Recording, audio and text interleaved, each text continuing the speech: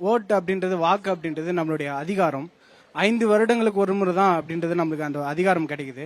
அந்த அதிகாரத்தை நம்ம சரியா பயன்படுத்திக்கிட்டோம் அப்படின்னா அது மூலியமா நிறைய நிறைய மாற்றங்கள் உண்டாகும். அதை யாரெல்லாம் சரியா திங்க் பண்ணி நம்ம வாக்காளர் யார், நம்மளுடைய வேட்பாளர் யாரு, அவர் எப்படிப்பட்டவர்னு சொல்லி சரியா தீர்மானிச்சாலே இங்க இருக்கிற பாதி பிரச்சனை அப்படின்றது குறைஞ்சிடும் அப்படின்றது ஒரு பெரிய நம்பிக்கை.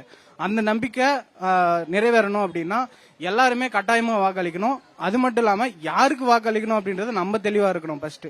அதனால அந்த வாக்கு அப்படின்றது இம்பார்ட்டன்ட். அதனால யாருக்கு வாக்களிக்கணும் தெளிவா பண்ணுங்க அப்படின்றதான் எனக்கு கருத்து.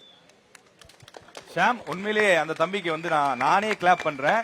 ஏன்னா ரொம்ப தெளிவா பேசுறாங்க. நம்ம இது வரைக்கும் எத்தனையோ காலேஜ் போயிருக்கோம். நாங்க பசங்க வந்து தயங்கி பேசுவாங்க. ஆனா இவ்வளவு கான்பிடென்டா ஆண்களும் பெண்களும் போட்டி போட்டு ஃபர்ஸ்ட் ரவுண்ட்லயே பேசுறத இங்க ஊரிஸ் கல்லூரியில பார்க்க முடியுது. இந்த கல்லூரி வெறும் மாணவர்களை மட்டும் தயார் பண்றது இல்ல, தலைவர்களை உருவாக்குறாங்க அப்படிங்கறத இதுல இருந்து நம்மளால தெரிஞ்சுக்க முடியுது. முன்னாள் குடியரசுத் தலைவர் சர்வப்பள்ளி ராதாகிருஷ்ணன் அவர்கள் வந்து நம்முடைய கல்லூரியில படித்த மாணவர் என்பது ஒரு பெருமையோட நியூஸ் தமிழ் மீண்டும் பதிவு செய்கிறது. இன்னும் நிறைய குடியரசுத் தலைவர்கள், IAS அதிகாரிகள் இந்த கல்லூரியிலிருந்து வரணும்னு சொல்லி நம்முடைய நிகழ்ச்சியின் சார்பில் மாணவர்களை வாழ்த்துறோம்.